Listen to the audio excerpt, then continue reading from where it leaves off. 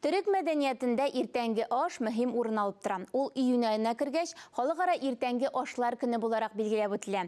Түрік халкының милли аш серләре турында тулырак Мөршидә Җиһан репортажында. Biz Türkiye konsulunun резиденциясендә монда иртәнге аш әзерләгәннәр. Ул төркчә kahvaltı дип атала.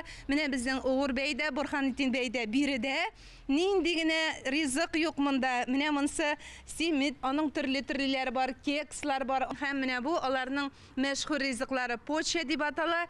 Аш ustaсы Борһанетдин даган аңлатуынча, иртән торуга кахвәне коры кие эчмәс өчен төрек халкы башта ашап ала.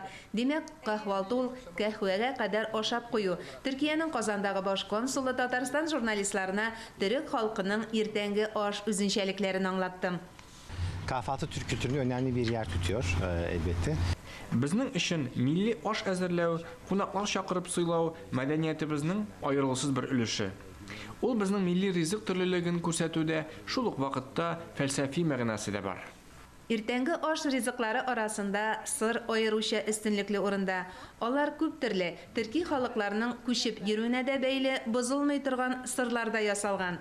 Әйтик, тулум, кайчак комбинезонлы сыр дип тә атыйлар. Аны сарык яки кәҗә сөтеннән ясап, 3 айдан 6 айга кадәр хайван тиресендә тоталар. Ул бозылмый, файдалы. Әмма һәр кемнең зауыгына туры килеп бетмәскә мөмкин дип аңлатты журналистларга Төркиянең Казандагы баш консулы Угыр Йылмаз. Türk çayımız var, kahvaltı soframızda, peynir tabağımız var. Шәй эчә торган пыяла савытларны төрекләр билле бардаклар дип атый. Шәй кәефен чыгару вакытында, ягъни шәй эчкәндә ким дигәндә 2 яисә 3 әнә шундый билле савытны бушатып куясың. Шәй дигәндә бездә кимен куймыйбыз үзе. Мәтрүшкәләр салып, җимешләп, баллап, бер ыштан гибәдиясен дә шудырып, самавырны йыкканчы эчкән чаклар да бар. Әмма кардәш халкыбыз шәйне кырлый ичә.